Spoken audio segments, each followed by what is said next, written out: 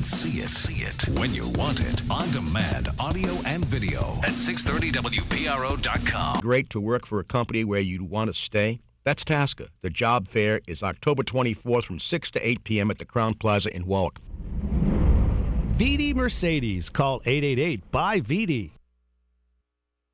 WEAN FM Wakefield Peacedale. This is Rhode Island's station of record. WPRO. Providence. A Cumulus station. News Talk 630, WPRO and 99.7 FM presents Election Central. This is the big one. You've been talking about it, thinking about it. The first congressional district debate. Democratic incumbent Congressman David Cicilline faces Republican challenger Brendan Doherty. Live tonight from one of the important seats in Rhode Island. Tonight's debate will run commercial-free thanks to Dunkin' Donuts. Now, here's tonight's moderator, Bill Haberman. Good evening and welcome to the final of the WPRO debates. Tonight, a meeting of the candidates in the 1st Congressional District as we hear from our candidates, the incumbent Democratic Congressman David Cicilline. Congressman, welcome. Thank you for coming in. Thank you for having us. It's good to have us. And the Republican challenger in the 1st Congressional District, retired State Police Superintendent Colonel Brendan Doherty. Colonel, thanks for joining us this evening. Thank you for having me here. It's good to see you here. Tonight's debate is a presentation of WPRO and Election Central brought by Dunkin' Donuts. America runs on Dunkin'. We want to remind our listeners that we are hosting a live tweet chat through 630WPRO.com, so you can tweet your thoughts. Our hashtag is WPRO Debate. Again, as we mentioned, this will be an hour. It will be commercial-free, but again, you can communicate your thoughts on the debate as it takes place, again, at 630WPRO.com, and our hashtag on Twitter is WPRO Debate. So with that, let's get to the opening statements. We start 2 minutes apiece for our opening statements. We had a coin flip to determine the order, and we are going to start with Congressman Cicilline. Congressman. Thank you, Bill, and thank you. The stakes in this election are incredibly high, and ultimately this really comes down to priorities. In the last 2 years, I've met with men and women across our state who have urged me to keep fighting for the issues important to them. I've spoken with Rhode Islanders who are out of work and can't understand why we're building bridges, roads, and schools halfway around the world in Afghanistan when we should be making those same investments in our own country. I've heard from middle-class families who've been hit hard by the failed Bush-era trickle-down economics. They want Washington to stop holding their tax cuts hostage to more tax breaks that benefit the wealthiest Americans. They know Washington is broken and feel like the system is rigged against them. The special interests on Wall Street, the big banks, and big oil have too much power in Washington. I've heard from many seniors whose modest Social Security and Medicare benefits allow them to live with dignity. They want to make sure that we protect the promise of these programs, not just for them, but also for their children and grandchildren. There are real differences between what Democrats and Republicans are fighting for. I believe that we have to support investments in education, from Head Start to Pell Grants, rebuild our infrastructure, reinvigorate Rhode Island manufacturing, help small business, and fight to protect and strengthen Social Security and Medicare. We also have to be serious about addressing our national debt, but do it in a way that honors our values as a country, a balanced way so that everyone plays by the same set of rules, everyone does their fair share, and everyone has a fair shot at the American dream. I'm asking your listeners for their vote on November 6th, and I promise that if you send me back to Washington, I'll never stop fighting for the values we share and the priorities that will help move our state and our country forward. You can count on me to continue to stand up and fight for the issues that are important to you and to your family. Thank you. Thank you, Congressman. Colonel Doherty, opening statement, sir. Okay, thanks very much for having me here. I want to thank the folks from WPRO for hosting this, and Congressman Cicilline, thank you for agreeing to this debate. Ladies and gentlemen, I'm excited to be here. I'm running for Congress because I believe we need a stronger voice in Washington, a stronger voice for Rhode Island. This is the greatest country in the world. We're all privileged to say that we're Americans, but Washington is broken right now. Republicans and Democrats just can't get along. We need people who can be independent thinkers to sit down at the table to find common sense solutions to problems. And it comes down to leadership, real leadership, true leadership. Leadership's not about ranks and privileges and titles. Leadership's about taking responsibility for what happens on your watch. And we didn't see that 2 years ago in the city of Providence. We need to address the many important issues that face our nation, but none more important than to protect Social Security and Medicare. We need to bring jobs back to Rhode Island and jobs back to America and create an environment to grow jobs. The private sector grows jobs, and government needs to create that environment for them. This is an incredibly important time in our nation's history. We have a choice to make, and that choice does come with consequences. This race is about the soul of Rhode Island, and character counts. It's about electing a leader you can trust. Thank you.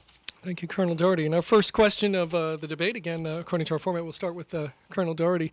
You have billed yourself, Colonel, as the candidate of uncommon integrity. Yet on the social media, especially over the last couple of days, even some of your supporters and those prone to be on your side in this have been concerned of what they consider now is heading toward a smear campaign against Congressman Cicilline. How can you defend that? Well, first of all, I've worked hard to establish my reputation throughout the years, and I'm very proud of the reputation I've established for fighting for Rhode Islanders as the superintendent of the state police and the commissioner of public safety. So I'm very proud of my record in that respect, and I've always done the right thing for Rhode Islanders. In this race, I needed to address comments that were made from the Cicilline campaign regarding my supposedly being weak on women's rights. So I needed to draw attention to that and talk about some of the issues that Congressman Cicilline, frankly, that he represented some of the worst criminals in Rhode Island, and some of the worst criminals were batterers of women. So I just needed to bring that out and shine a light on it, and I've done that. How about more on what Congressman Doherty would do? As we head down the home As a matter of fact, as we head down the home stretch. WPRO was at several press conferences and has received several press releases from us. And it's about bringing jobs back to America and growing jobs here in America. And one of the things that I talk about is the Infrastructure, Jobs, and Energy Independence Act. That's something that I believe in, and that's something that we will continue to talk about. And that's bringing jobs back to America, and that's to bring our oil independence. We've been talking about energy independence since the 1973 Arab oil embargo, but really have done not a lot about that here in America. So it's about time we work on our energy independence and stop relying so heavily on OPEC nations and countries that don't like us too much. Congressman Cicilline. Bill, your question is an important one. Mr. Doherty and the Doherty campaign and the National Republicans have engaged in the most outrageous smear campaign I've seen, at least in my time in politics. And, we were just in a debate just a week ago, and Mr. Doherty said, I'm done talking about work I did as a lawyer 15 or 20 years ago, and within 48 hours he had an ad up on television attacking me for that. So the reality is, what I think voters understand is Brendan Doherty understands that if Rhode Islanders learn that he will go to Washington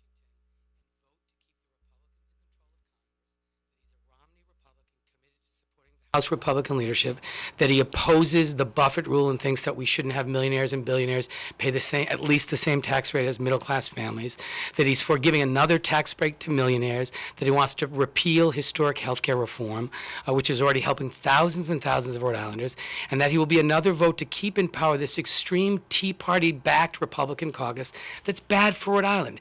And so he has spent this entire campaign doing everything he can to distract voters away from what he would do if he actually got to Washington. And so he's talking about, work I did as a lawyer 15 or 20 years ago in the hopes that Rhode Islanders will not pay attention to what he would do a year from now if he were in the Congress of the United States.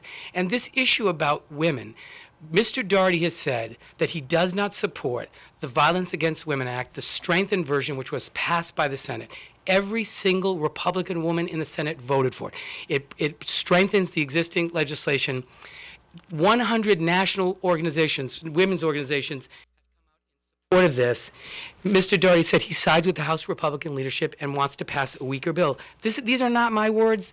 This is the national president of NOW. She said, we cannot trust Brendan Doherty to stand up. My time is not expired, to stand up for women, and instead that he'll support the House Republican leadership. This is about a bill. This is a very specific accusation. He has said he will not support the Strengthened Violence Against Women Act, and I ask him to say, why won't he? Thank you, Congressman. Well, the congressman's putting words in my mouth. He said that I would repeal the health care plan. I've said I would repeal the health care plan, the Affordable Health Care Act, with a better plan. And I can talk about that if you like. But also, we need tax reform for the so-called millionaires and billionaires that the congressman talks about all the time and actually the congressman's one of the only millionaires that I know here in Rhode Island. So I'm not for millionaires and billionaires. I'm from a middle-class family. When I was in high school, my dad got sick, and I wasn't able to go to the college of my choice. I had to pay my way through college. I had to commute to college. I remember counting coins in my ashtray to have enough gas to get home. So, frankly, you're out of line aligning me with millionaires and billionaires, sir. I know what it's like to work hard. I know what it's like to go without. I'm one of the people that he's talking about helping. I want to help the middle class here in Rhode Island. I want to grow the middle class here in America and bring jobs to Rhode Island, bring jobs to America, and we can do that. We can do that through the Infrastructure Jobs and Energy Independence Act.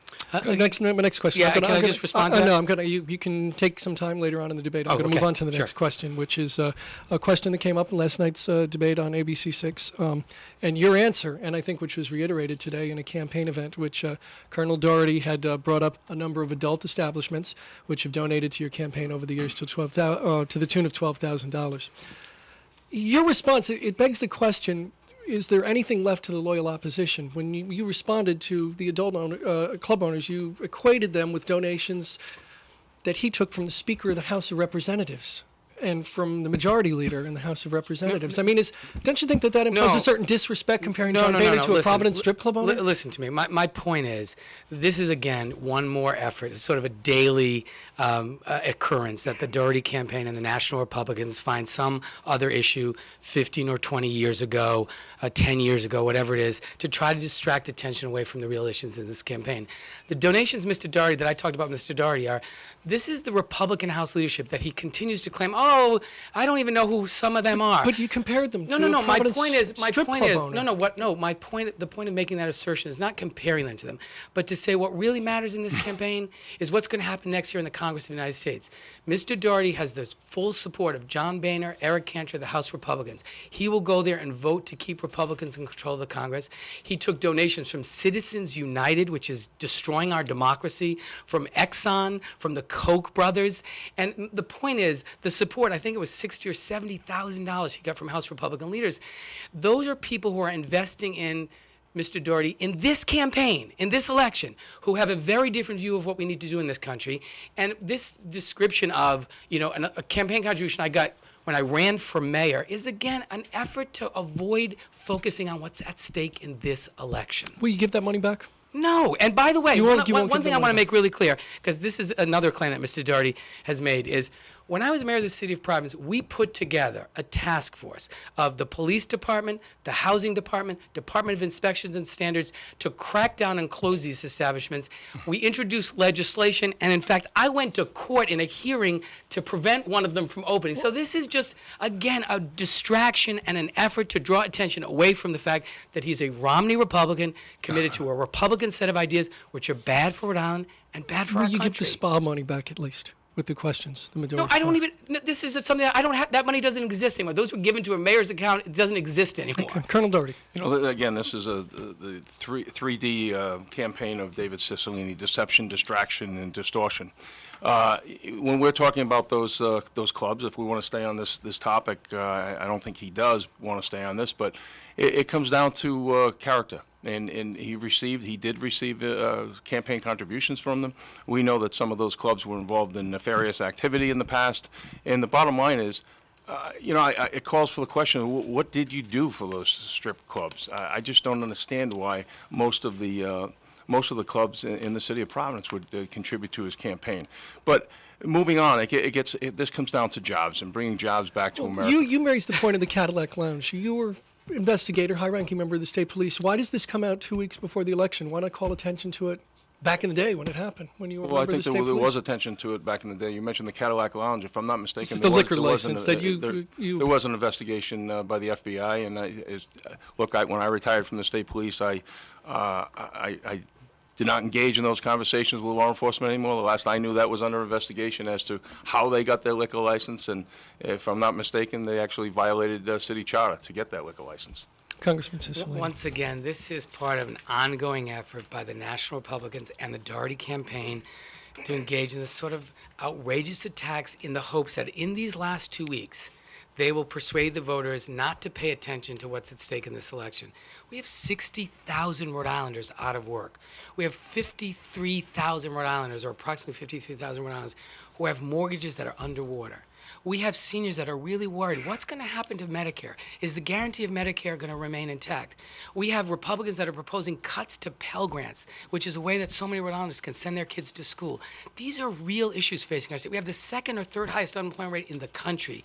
And what Mr. Doherty and the National Republicans have spent time in this entire campaign is not talking about those issues, because the Rhode Islanders don't agree with his stance on those issues, but instead to talk about events when I was a lawyer, or events 15, 20 years ago. Again, this is an effort to distract attention away from the really important issues in this campaign. The next Congress of the United States is going to make decisions that affect not just the next budget, but the next generation. And it's really important that Rhode Islanders understand that it matters who we send to Washington and what side of the aisle they're on. Thank you, Congressman. Next question is going to be for Colonel Doherty, but I think it can be addressed equally to both of you. It's an old editorial from the Providence Journal, not so old. It goes back to September during the height of the primary campaign. But it still, I think, applies with the charges going back and forth. It goes as such that the central fraud of the political campaign is both Republicans and Democrats avoid speaking honestly about the central fiscal issue, the giant cost to baby boomers starting to retire to get sick in droves. Demography makes it obvious that taxes must rise for everyone in the middle class on up, and programs Medicare and Social Security must be reformed. Instead, both sides engage in sleights of hand to convince the public there are painless ways to fix this, and that they will not affect voter constituencies now. Some people say this is the great lie of the campaign, gentlemen, both from. How do you address that? Colonel Doherty, you say you're not going to Addressing cuts? address what needs to be done, both candidates. As far as cuts to government? In terms of entitlement programs, Social Entitlement Security programs, that they need to be reformed now. I support the Simpson-Bowles plan, and as a matter of fact, I had a great meeting with Alan Simpson and Erskine Bowles, and that's a bipartisan commission, and they worked very hard to look at cuts in government and look at revenues for government and discretionary spending and how we can find cuts in waste and fraud in government. And so I had a great conversation with them. And unfortunately, again, it was a bipartisan. That's Republicans and Democrats working together. That's the congressman has trouble with sometimes, because the congressman is voted about 96% of the time with the Democratic Party. So, but these are Democrats and Republicans that really want to work together to bring America forward. And in the Simpson-Bowles plan, they talk about raising the wage cap, and I know that the Congressman does agree with that. Raising the wage cap, it's about $110,000 right now in the for our American workers. So, and we need to look at also raising the age 1 year in the next 30 years, I believe it is. It's 1 year in 30 years. That means someone born in around 1960 might have to wait 3 weeks. And I don't know of anybody about that age that would lose sleep over it. Now, he's a little disingenuous in this, because he just puts the message out to seniors that I want to raise the age. Well, that leaves people to believe, oh my God, what is he going to do? Take our Social Security away? That's absolutely false, and he knows that. He knows Simpson-Bowles supports a good plan. And by the way, it's supported by President Barack Obama. What do you think, Congressman? Some will say this is the big misrepresentation of the campaign, that we're not being honest. Both sides are not being honest. No, listen to me. I think I don't have to suggest to you that we need to cut spending. I've already done that. We've voted already. I'm talking about Social Security and Medicare specifically. But part of this is the balance of cutting spending and generating revenues. We have to absolutely address both Social Security and Medicare, but there are two ways to do it. Mr. Doherty supports raising the retirement age and cutting benefits. That's what Simpson-Bowles does. There are parts of Simpson-Bowles that I think are great. That's not a part I agree with, because the reality is Social Security used to be part of a three-legged stool. People had private pensions from their companies, their savings, and Social Security. That's not the case anymore for lots and lots of Rhode Islanders who have seen their private pensions go away, who don't have savings, and who are living on Social Security. The average Social Security beneficiary receives $14,300. That's just above poverty. So what we need to be doing is figuring out how to protect Social Security and increase benefits, not cut them. There's an easy way to fix it by raising the cap so that you will, in fact, collect enough Social Security taxes to pay people a benefit that they can live on with dignity. Medicare, same thing. The Republicans have proposed the way you save the cost of Medicare is charge more money, raise premiums through this voucher program, or raise eligibility. That's one way to do it. It's a bad way to do it. Instead, what we should be doing, as the president has said, bending the cost curve on healthcare. The problem isn't Medicare. Medicare is a very efficient system. The problem is healthcare costs. So we need to invest in prevention, wellness, new technologies, electronic medical records, things that will produce healthier outcomes, but do it in the most cost-efficient way. That's the approach. But you know what? What the Republicans have refused to do in this conversation is they won't end the big subsidies for big oil. They won't let the tax cuts expire on the millionaires and billionaires. They won't end agricultural subsidies. So we passed the Buffett rule. We can meet our responsibilities and do it in a balanced way. But we've got to be willing to make sure everyone pays their fair share. Pass the Buffett rule. End subsidies to big oil. Let tax cuts expire on the top 2%. Do it in a balanced way, and thereby strengthening Medicare, strengthening Social Security. So I disagree with your premise. We can do those things if we make the right choices. Colonel Doherty. Well, let me tell you about a budget that's bad for America and bad for Rhode Island. That's the progressive budget. And the progressive budget is a budget that Congressman Cicilline voted for. And let me tell you how left-leaning this is. This is so far to the left that only 77 Democrats voted for it. 108 Democrats voted against it. He couldn't even get his own caucus to vote for this. And it raises the marginal rates, all the marginal rates on everyone. It's bad for Rhode Island and it's bad for America. This budget also reduces the Navy fleet. We have 16,000 defense industry jobs in Aquidneck Island. My God, what were you thinking about? It adds tax rates 45, 46, 47, 48, and 49%. It taxes foreign income as it's earned. So we need a territorial tax. We need to be able to allow our multinationals that have approximately an estimated $1.4 trillion parked overseas to bring that money back here to America to stimulate our economy. But the bottom line here is we need people who are independent thinkers like myself that can sit down at the table, reach across the table to find common ground solutions to problems. You know, I've talked about the fact that David devoted 96% of the time with his party. My friend Scott Brown, Senator Scott Brown in Massachusetts, voted 66% of the time with his party because he's able to sit down and work together. And the congressman talks about this common ground caucus that he started. I believe it's a bowling league or some type of a social hour. But we need people to come up with real solutions to problems that will sit down to bring America forward, find jobs. And look, we have the second highest unemployment rate in the United States of America. Here, that's disgraceful. Thank you, Colonel Doherty. Mr. Doherty, I'm going to move on. No, I get to respond to what he just said about you get a chance to ask him he questions. Just said something about the progressive budget. You need to give me an opportunity to respond to it. He began that session. I went, then he went. Now okay, and that's the rules fine. we agreed to. I'm gonna move on to the next question because we had a back and forth, and so I'm gonna move on to the next question. Maybe he can get back to that afterwards. Okay, absolutely, and I'm going to bring up the next question too. There's a question, a back and forth, and a back and forth, and that's where we are. So I'm going to move on to the next question right now, and you can bring that up at any point you choose. And any. Well, I'd like to bring it up right okay. now because he made assertions about the progressive budget and specifically about President Clinton. We're going to stick to the rules that we had, Congressman, which is I know it's hot for you, Congressman, which is excuse me, Colonel Doherty. Let's move on right now. We're going to go back to the city of Providence and some comments that Colonel Doherty made in the Channel 12 debate last week, which said, sir, that if you would, in his words, apologize for what happened in the city of Providence in 2010, that he would never bring it up again. You've spoken before about misstating perhaps it was. Will you apologize? And will Colonel Doherty, will you promise not to bring it up for the rest of your life, I think was the word that you mentioned. That's exactly what I said. Okay. Look, I have talked about this for the last year, and I have certainly expressed regret at the way that I described the situation in Providence to the people of Providence who elected me and for whom I served. I have done that repeatedly. I've talked about the work that we did in 8 years that I'm incredibly proud of. I talked about expressing regret that way I spoke about the city's financial condition in the end. So I've done that. But I'd like to use the rest of my time, since you said I could, to respond to the progressive budget. Mr. Doherty has completely misrepresented the president's position. President Clinton said about the progressive budget, which, by the way, strengthens Social Security, eliminates the deficit in 10 years, restores America's competitiveness by investing and growing our economy. President Clinton said that the progressive budget is the most, and I quote, the most comprehensive alternative to the budgets passed by the House Republicans and recommended by Simpson and Bowles. It does two things far better than the anti-government budget passed by the House. It takes care of older Americans and others who need help, and much more than the House plan or the Simpson-Bowles plan, it invests a lot of our money to get America back into the future business. So this suggestion that President Clinton didn't support the progressive budget is not true. It's a budget that ends the deficit in 10 years, that invests in the things that we need to grow our economy, that strengthens Medicare and Social Security, and invests in growing jobs.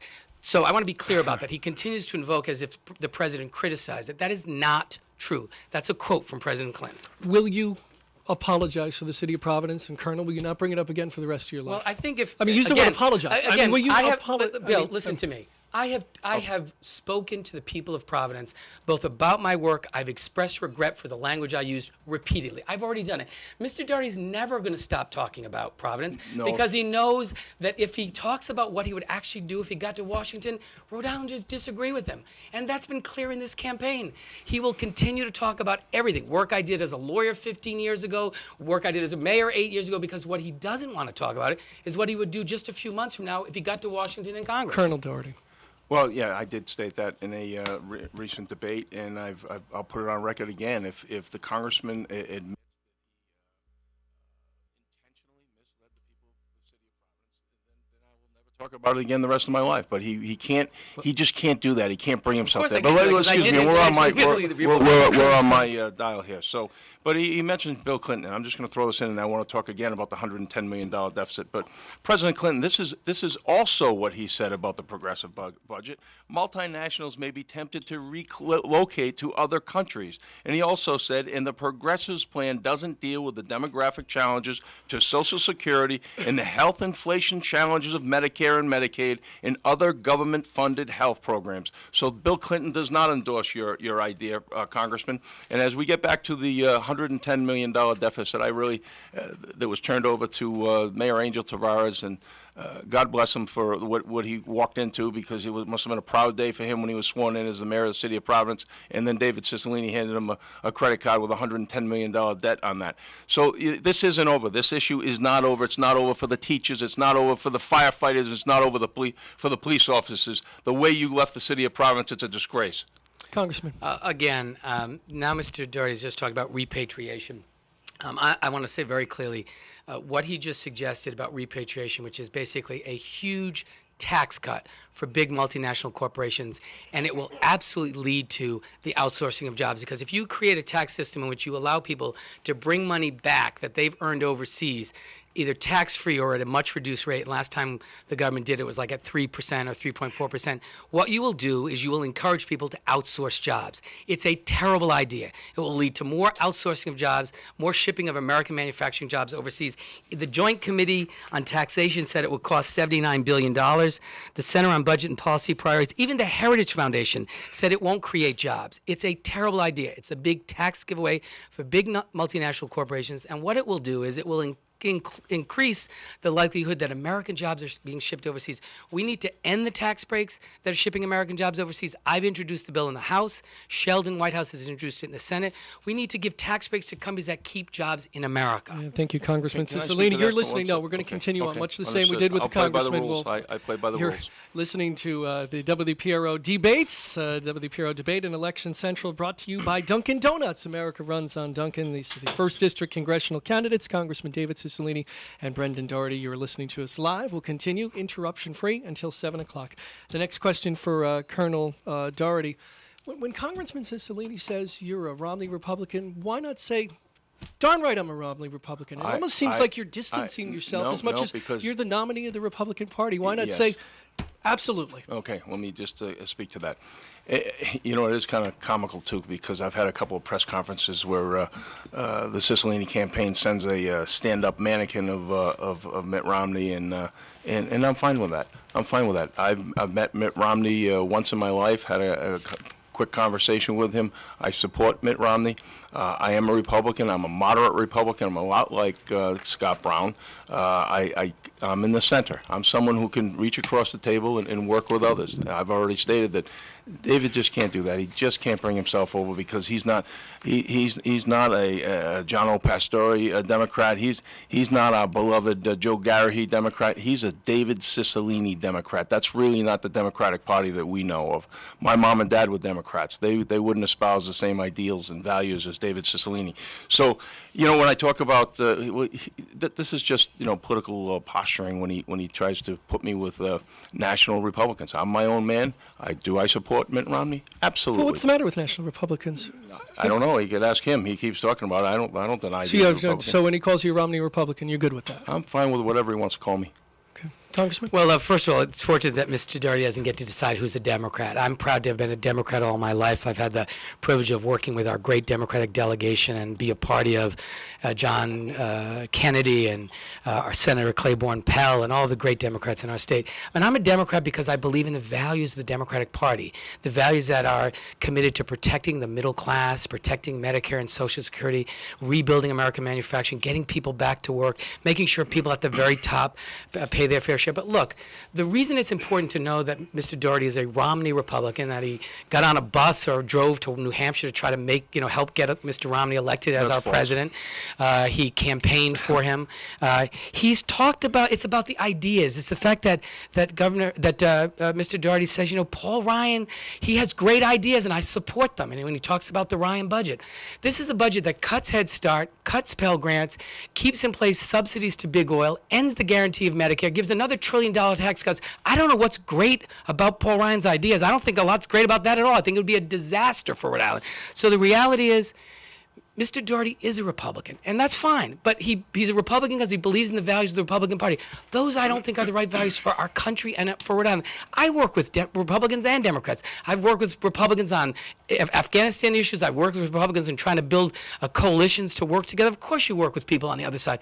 But ultimately, what you're willing to fight for, if you're willing to stand up to big banks, if you're willing to stand up to the oil companies, if you're willing to fight to help the middle class and make sure millionaires are paying their fair share, that's what the Democratic Party stands for. That's what I've been doing. That's what I'll continue to do.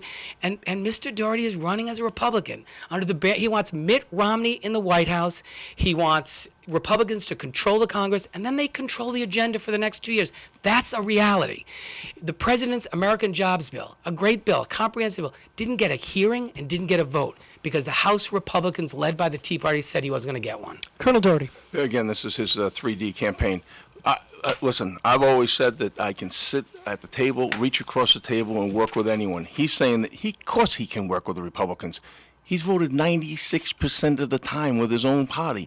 He gets a message from former Speaker Pelosi, and he just runs with that message. He's stated that, indicated that I wouldn't vote for Head Start or I'd vote against Head Start and the Pell Grants. That's not true. He continuously puts words in my mouth, which is, he's been doing that for quite a few years. He's a career politician, and all due respect to the congressman, he's a career politician, and he's a fast talker.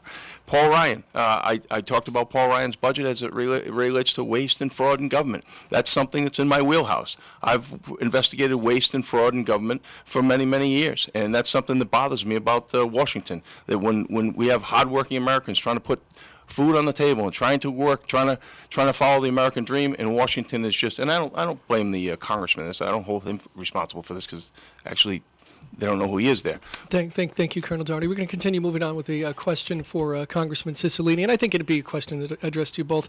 A uniquely Rhode Island situation, the brain drain that we have here in Rhode Island. Too many of our best and brightest, our young people are leaving. They're moving away. They can't find work here.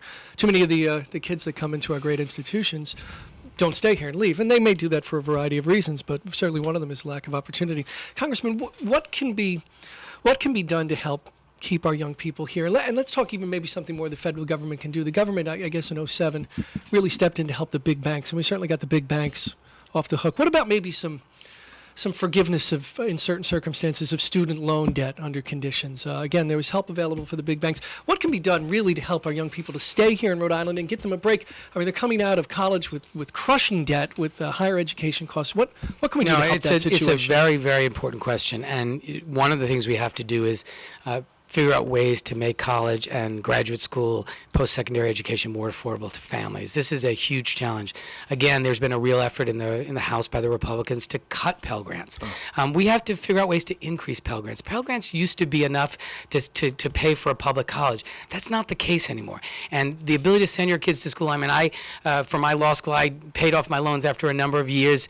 It's really hard to do that now. I mean, it's so expensive, both college and graduate school. So we've got to increase Pell Grants. Grants, not cut Pell Grants. We've got to reduce the interest rates on student loans and make it more accessible. But I think, we have to recognize that it is harder and harder for families to send their kids to school.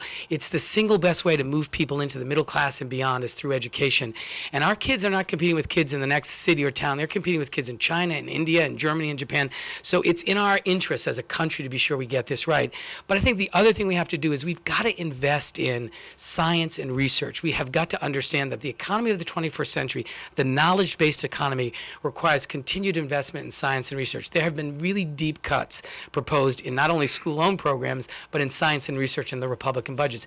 That's really short-sighted. We have got to understand that we need to continue to lead the world with new discoveries, with new innovations, and investing in science and research is a really important part How of about that. the forgiveness of the student I think debt it's a issue? great I mean, idea. that's- They do it in medicine. Well, in They do it- certain circumstances. Right. They do it, for I- example, in medicine for physicians who are working in underserved areas. So I think that is absolutely something. The state of Maine actually did that recently, a couple of years ago. It'd be good to see kind of how much success they had. It was a state statute, but where they provided loan forgiveness for people who stayed in the state of Maine. So I think an idea like that is a great one. Our young people, Colonel Yeah, I Doherty. believe that we need to invest in the knowledge-based economy, but I think you were talking about specific to Rhode Island, weren't you? For the brain Well, drain from Rhode Island? well, clearly Because, it's, I mean, you I keep- know that the congressman It's our issue here. I mean, was obviously. talking about national, but yeah, I'm talking about Rhode Island. We have the second highest unemployment rate in the United States of America. And speaking of the brain drain, my own son had to leave the state because he was not able to find a job here. He's an engineering graduate and found an opportunity in New York.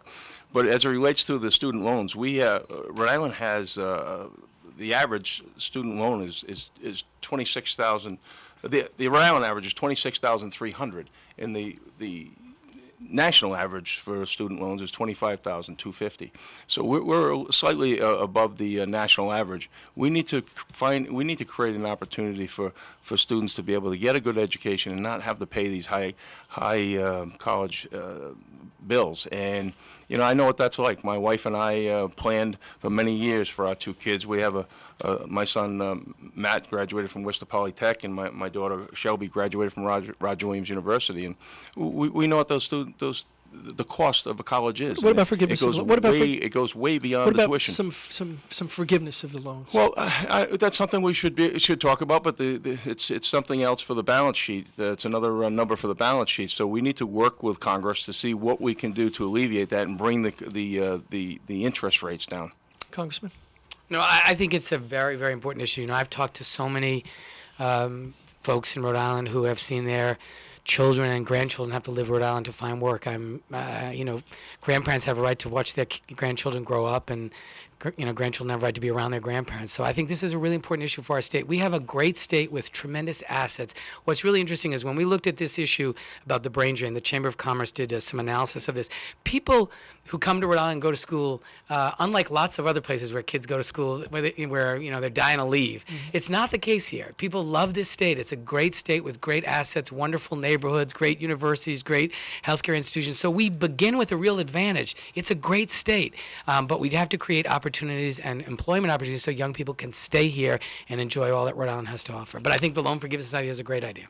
Let's move on. Colonel Doherty, illegal immigration. You suggested in the debate last week that then Colonel Dean Esserman told you that then Mayor Cicilline told him to go easy on illegal immigration. Is that true? Did he really? Did he tell you that? Well, I wouldn't say it if it wasn't true. So, we had several conversations, Dean Esserman. I mean, that's a and pretty I, strong charge to. Well, I mean, let to me just look say the that- other way, well, essentially. No, he didn't say look the other way. He said that the mayor wants to work through this issue, and I understood You said that. go easy. I think was the. Go easy, work through the issue. So, listen, we had a situation in Rhode Island where we were becoming, and I believe that tacitly implied, the congressman wanted to create a sanctuary city environment because the Providence Police, hardworking Providence Police men and women, were not able to properly work with ICE, Immigration and Customs Enforcement. And I had the state police take up a different position because we needed to follow the rule of law. Now, in my conversations with many members of the police department who really, they have a great police department over there, they wanted to, if they arrested someone who was here unlawfully, they wanted to be able to at least articulate that and call their counterparts at ICE, but they weren't able to do that. Now, listen, I'm not blaming the congressman for that whole situation, but the leadership leadership came from the top. Leadership, like I've said, leadership's not about ranks and privileges and titles. Leadership's about taking responsibility for what happens in your watch. And we know one of the major issues in that on this topic was the Marco Reese situation, which he was arrested by Providence. If he was processed properly, if they were allowed to do their job properly, he would never have been back out on the street. And he was able to commit a heinous crime. Let's clarify, though. What did Colonel Esserman tell you, as then Colonel Doherty, in regard to what the mayor told him about illegal immigrants that were arrested in Providence? He basically indicated that the mayor wants to go easy on the immigration issue. Yeah, that's absurd, and Mr. Doherty knows it. Look, the facts matter here. The Providence Police Department for many, many years had a practice, which continued while I was mayor, of communicating with ICE every time individuals were arrested and sending information to them every morning about the names, dates of birth of the people arrested. That practice continued for the entire time that I was mayor under Dean Esserman as chief of the department. And Mr. Doherty knows that. The men and women of the Providence Police Department took their responsibility seriously and did it well, and he knows that. And any suggestion to the contrary is really offensive to the men and women of the department who did an incredible job for the 8 years I was mayor and continue to do an incredible job. This is another attempt that Mr. Doherty wants voters not to know about what his real position is on immigration. His real position is he opposes the DREAM Act, which I support. This is an act which says if you came to this country with your parents as an infant, you did nothing wrong, you served our country in the military, you're enrolled in a college or university or intend to, that you can remain here. These are people who know no other country. America is their home. They served in Afghanistan and Iraq defending our country. The DREAM Act says you get to stay here. These are dreamers who did nothing wrong but come with their parents. I believe we need to have comprehensive immigration reform, which secures our borders, creates a pathway to citizenship, puts people at the end of the line, make sure they pay their penalties, make sure they haven't committed any crimes. But I take great offense at suggesting the Providence Police didn't do their job. They took their responsibility seriously, and the notion that Dean Esserman ever said go easy on this issue is absolutely I was going to clarify that you told Colonel Esserman absolutely untrue. That never. And nor did he ever say it. Colonel. Yeah, well, first of all, I believe we need comprehensive immigration reform. And you know, getting back to the Congressman's statements on this, he keeps saying that, and he knows it. Congressman, there were some serious issues under your leadership as it related to illegal immigration, and Marco Reese is an example of that. And it was shameful what happened. We need that the DREAM Act that he's talking about is political posturing. It sends a mix. Not for those families. Excuse it's not me. I'm sorry. You can't interrupt. You have to play by the rules, David. It's political posturing at this time, at the end of this administration, that this administration put through this version of the DREAM Act. We need comprehensive immigration reform and stop sending mixed messages to the illegal community. We need strong borders. You know, we need wider gates, and we need taller fences to allow people to come here legally the right way. And we need to keep people out that don't belong here. This is a post 9/11 era, and you know, during my career, I spent my entire career and put my heart and soul in keeping Rhode Islanders safe. And when I get to Washington, I'd like to serve on Homeland Security to do the same. Thank you, Colonel. We're going to continue on and move on to our favorite part of the debates now, where the candidates get to ask questions of themselves with our final 20 minutes or so that we have. We ask both candidates, as we have in the past, to avoid unverifiable personal attacks. Obviously, you both are gentlemen. We do reserve the right to step in if necessary. So we'll start with let Congressman Cicilline ask a question to Colonel Doherty, the first question among the candidates. Colonel Doherty, you have said repeatedly that you support an energy plan, which is a plan that would provide for additional drilling and expedited leasing. That plan would make waters off the Rhode Island coast, at least expose them to potential drilling.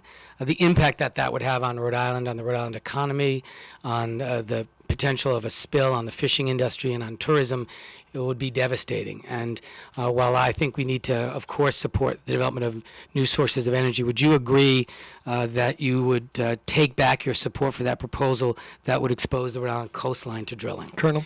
You know, that's preposterous. It really is. You want to leave the listeners of WPRO to believe that I would actually want to put oil rigs in Narragansett Bay, like in front of the Coast Guard house.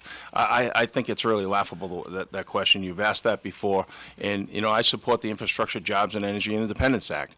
We're paying almost $4 a gallon for gasoline right now. This act would get revenue for the infrastructure, renewable energy, energy efficiency, clean coal technology, clean water, wastewater infrastructure, low-income heating assistance. Skill sets gaps is something that I want to put to bring revenue to our skill sets gaps in this country, and God knows Rhode Island needs that. So it's about workforce development, and I think that a bill like this is good. It's a bipartisan bill, and it just needs a couple of, like I've said, I want to add on the skill sets gap, and I also want to make sure that our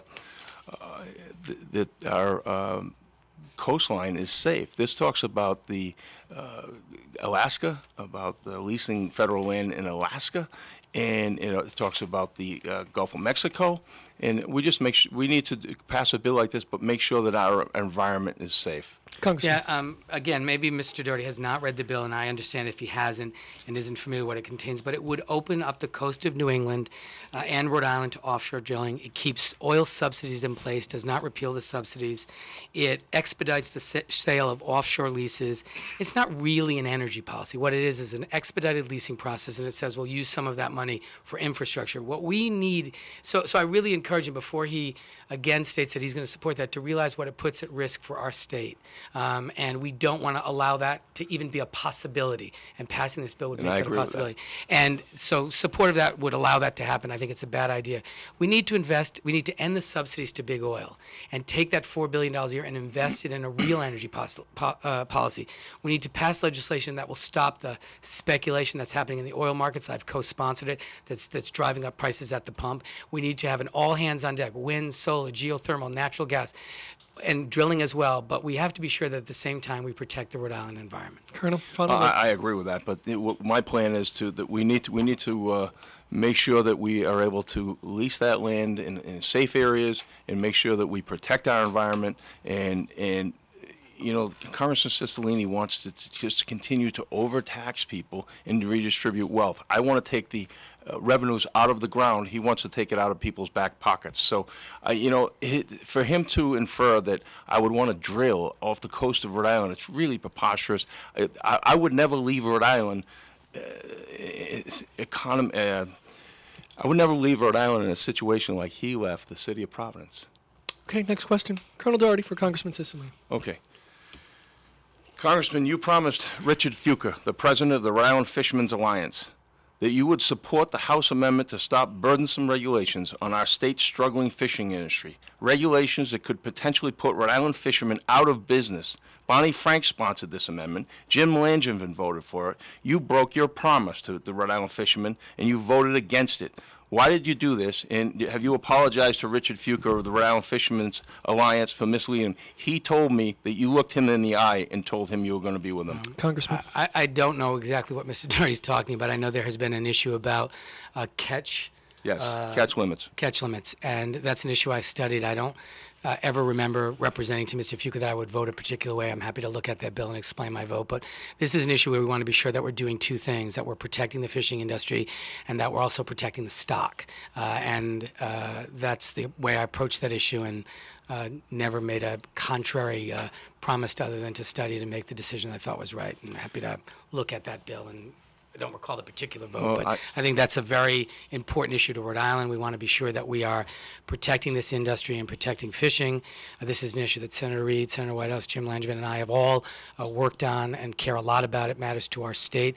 I know there's a difference of opinion among the fishing industry about whether catch limits ought to be calculated in a particular way and are appropriate, and I'm going to continue to work with people on this issue and arrive at the result that's right for our state and right for the industry. Colonel Doherty. Well, I met with Richard Fuqua, and he's an honorable person, and he really supports his own alliance, the Fishermen's Alliance, and he feels strongly about what they need to do. And frankly, you looked them in the eye and you told them that you would vote for that and vote in favor of them, and you didn't. You broke that promise. And unfortunately, let me finish, you've broken a lot of promises. And in my view, I understand the issues that the congressman was talking about, but this is about catch limits. And we're in a bad economy right now, and these fishermen are hurting. And there's a time to fish and there's a time to mend your nets, and this is the time to fish. Congressman. I think it's very important. It is very important on this issue and on all legislative issues that you listen very carefully to different perspectives and that you study issues and you make the judgments that you think are right. And I, in every case, do that when I vote on legislation. This is an issue where there is a division of opinion on in the industry. Some people, in addition to protecting the jobs today in a difficult economy, we also want to make sure we're making the right decisions that protect the industry in the long term. And that's really the balance. And I take that responsibility seriously. I listen carefully and I make judgments based on the best information I have, and never misrepresent how I'm going to vote on something, but always indicate I'm going to study it carefully and make the decision I think is right for Rhode Island. Next question is yours for Colonel Doherty, sir. Mr. Doherty, you have sent out a mailer calling Obamacare a disaster. And I'm wondering whether you understand that Obamacare provides coverage to 30 million additional Americans, whether the fact that there are thousands and thousands of Rhode Island seniors that are seeing their donut hole close for prescription drugs, making prescription drugs more affordable, and have access to free preventative exams. There are many, many Rhode Island families who have children that are born with a pre-existing condition that provides now that coverage has to be provided. You can't discriminate against children born with a pre-existing condition. There are many, many families now that have young people that can stay on their parents' plan until they're 26. Time is waning, so any other questions, sir? And why would you call that a disaster? And do you really understand how devastating repeal would be for seniors and young people in our state if Obamacare is repealed? Colonel Doherty. I appreciate that question, because I have talked about that, and I think that that I've stated that I would vote to repeal that if we had a better plan. And when I talk about that, we need with the employer mandate is a job impediment right now, and I believe that you know that. The congressman knows that. We have 93,000 small businesses in Rhode Island. Wouldn't it be great if we could grow more small businesses here? But right now, our small businesses are not hiring. Some of them, they want consistency. They want consistency, and they're afraid of the Affordable Health Care Act right now. And you mentioned the 30 million. It actually leaves out 30 million people. And one of the basic tenets of the Affordable Health Care Act was to insure everyone. Of course, we want everyone insured. So I'd like to work in a bipartisan way so the Affordable Health Care Act stands the test of time, like Social Security and Medicare did. So we need to look at, the donut hole is important. The pre-existing conditions are important. And I can tell you I have a daughter who's 24 years old, just graduated from college a year or two ago, and she was covered under her mom's my wife's health care. So that's important to Rhode Islanders, especially, David, since we have the second highest unemployment rate in the United States of America. That's important. But we need to also look at efficiency. We need to look at tort reform. Even Peter Orszag, who worked for President Clinton and President Obama, stated that we need tort reform. We need to look at efficiencies, evidence-based standards of care. We need to look at electronic medical records. We need to put all this together. Democrats come up with good ideas and Republicans come up with good ideas. Why can't we work together to find a better bill? And I'm going to make a prediction. If President Obama does get elected, he will have to strengthen this bill, because right now it's a disaster. Congressman. I don't think Mr. Doherty answered the question of why he calls Obamacare a disaster. I think Obamacare, or historic health care reform, is incredibly important to Rhode Island families. It's making a real difference in the lives of seniors. It's making a real difference in the lives of young people, making a real difference in the lives of families who have children born with pre-existing conditions. Are there improvements we can make? Is it still a work in progress? Of course it is. This is a complicated bill with lots of provisions, and we should continue to be sure it works for Rhode Island and works for our country. But what small businesses, we have to deal with this issue of the high cost of health care. It's crushing families. It's crushing small businesses. And we have to, deal with how do we bend the cost curve for health care. And I serve on the Small Business Committee. We have to focus on regulatory reform. One of the first things we did, and I was a co-sponsor to repeal the onerous 1099 forms, ensuring there's access to capital for small business, ensuring that there's a skilled and trained workforce for small business. Small business is the heart and soul of our economy. But I think to say that historic health care reform is a disaster when it is benefiting thousands and thousands of Rhode Islanders is just wrong. It's not a disaster. It's providing real help to seniors, to young people, to families, and it's going to ultimately reduce the cost of health care over time. The Congressional Budget Office that does analysis says that it will reduce our deficit. Why? Because it stops overpayments to providers. It stops overpayments, overpayments to providers. It invests in wellness and prevention and healthier outcomes and new technologies and new treatments. So you produce better health outcomes, and you do it in the most cost-efficient way. Mr. Jari talks about fraud, waste, abuse. Absolutely right. It's a part of healthcare reform. There's a serious investment in reducing fraud and improving efficiencies by aligning more controls, more oversight. I think it's historic. It's good for Rhode Island, and I would never call it a disaster. Colonel. Well, first of all, in response to that, another piece of that that's very important is the $48 billion in Medicare fraud. That's like stealing from our seniors. So that's something I want to look at, and that's why I've embraced the FAST Act. But I really believe that in a bipartisan way, Democrats and Republicans working together to sit at the table to find a better solution to this, to find a stronger bill, and take those pieces. Democrats come up with good ideas. Republicans come up with good ideas. And by the way, you never hear me being critical of the National Democratic Party. I don't bash the National Democratic Party the way the congressman does the Republicans. I know he's fixed on that, and that's his platform. That's what he does. Colonel Doherty, final question for Congressman Cicilline. Sure. Earlier, you stated that.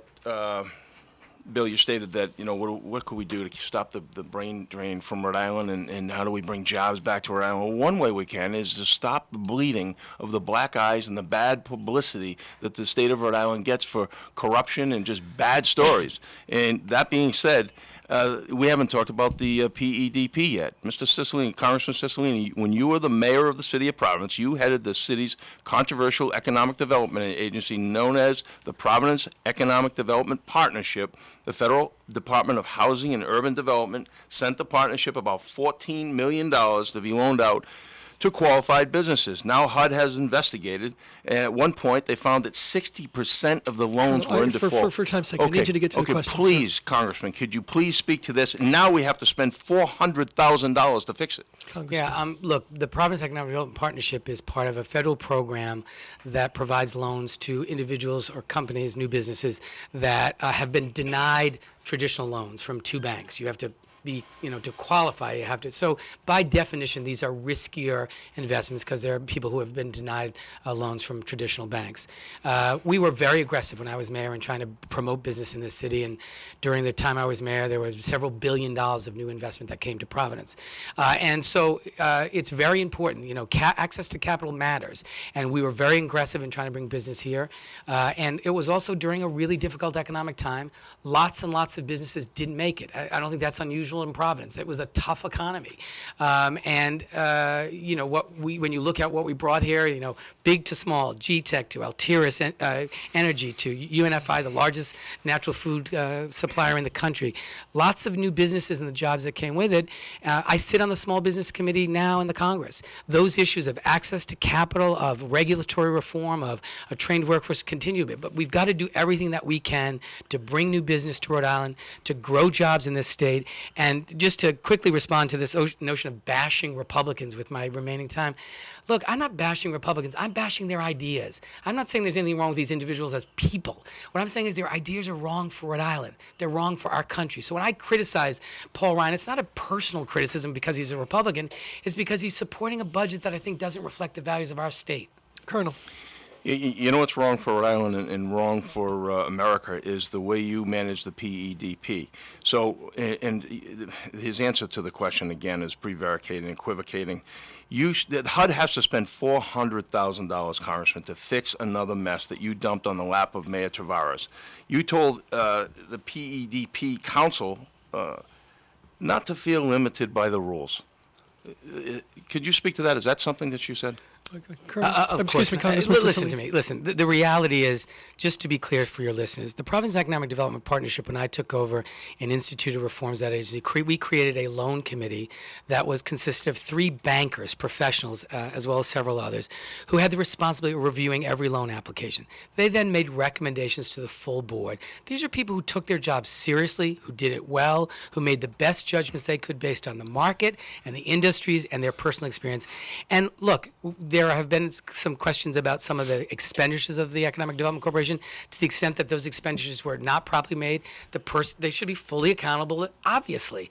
But you cannot undermine the importance of ensuring that small businesses have access to capital. The people who made those determinations on the loan committee, I think, did their job as best they could based on the information they got, and I think that's important. Look, these were trained professionals. They were from the banking industry. But let's not forget, we were in a deep, deep recession. It should not surprise many people that small businesses went through a really tough time in those periods. Thank you, Congressman. We're going to move on now to closing statements. We're almost out of time. Again, thank you, gentlemen, for participating tonight. We're going to start final closing statement from Congressman Cicilline. Thank you very much, Bill, and thank you again to WPRO. Thank you to Mr. Daugherty for being part of this. Mr. Daugherty has engaged in some really outrageous personal attacks on me in the last few weeks of this campaign. He and the National Republicans have been sending thousands of pieces of grossly misleading mail and spending hundreds of thousands of dollars on outrageous attacks on television. He hopes by attacking me, he'll convince you to vote for him. But while he's continuing his ugly personal attacks, I've stayed focused on fighting for you and Rhode Island and talking about important issues in this election. I've stood up to Wall Street and the big banks in trying to protect financial regulatory reform and end the abusive assessment of bank fees, fought against big oil companies by trying to end billions of dollars in taxpayer subsidies, and pressing legislation that will end speculation in the oil futures markets, driving up prices at the pump.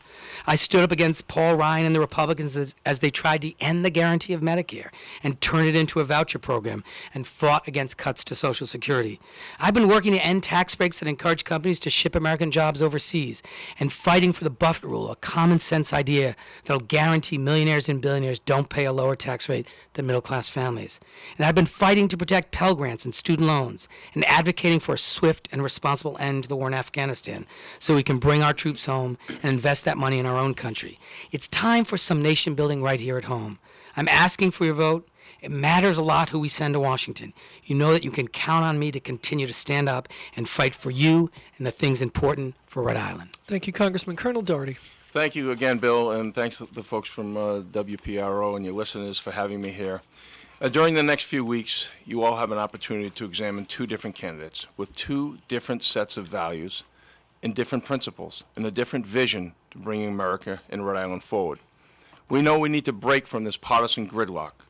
We need people who can work together, Democrats and Republicans.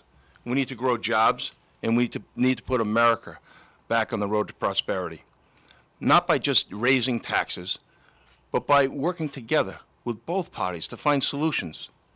If we are not looking to find solutions to problems, then we are part of the problem. We cannot allow career politicians to deceive us anymore. I ask you to take a very, very close look at these candidates, Congressman Cicilline and I ask for your vote on November 6th. Thank you very much. Thank you very much, Colonel Daugherty. Thank you. Congressman Cicilline, thank you as well. Many thanks to those who have helped us stage these debates, our engineering staff under the direction of our Chief Engineer, Duffy Egan, our interactive staff led by Patrick Austin, the producer of these debates, Dee DeQuattro of 630WPRO.com, our program director, Craig Schraub, and Cumulus Providence General Manager, Barbara Haynes. The news is next, followed by the Matt Allen Show, your reaction to the debate, and, of course, a full roundup on the way, 630WPRO.com, and our WPRO Morning News tomorrow. I'm Bill Haberman. Thanks for listening. WEAN FM Wakefield Peacedale with news on the hour, on the half, and when it breaks. This is Rhode Island's station of record, News Talk 630, WPRO, Providence, a Cumulus station.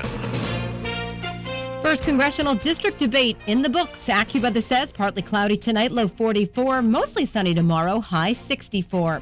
Right now, it's cloudy, 52 degrees in Providence. Good evening. I'm Carolyn Cronin. This is the WPRO News at 7 o'clock. WPRO News time is 7:01.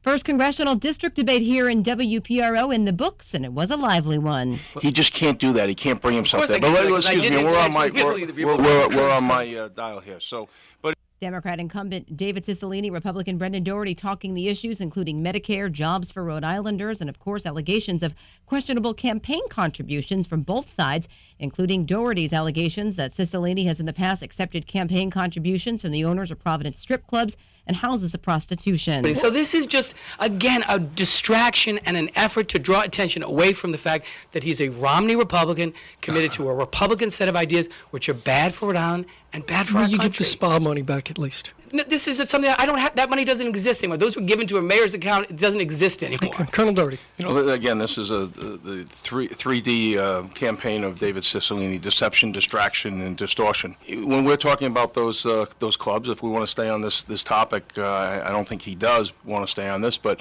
it comes down to character.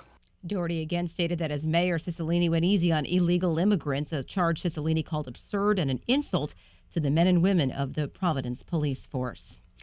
Providence police say a Colorado man was grazed by a bullet after a hotel tryst took a dangerous turn early this morning. Police arrived at the Biltmore to investigate a possible sexual assault. The Colorado man said he and a male friend had been in a room with a woman they met at a hotel bar. Following what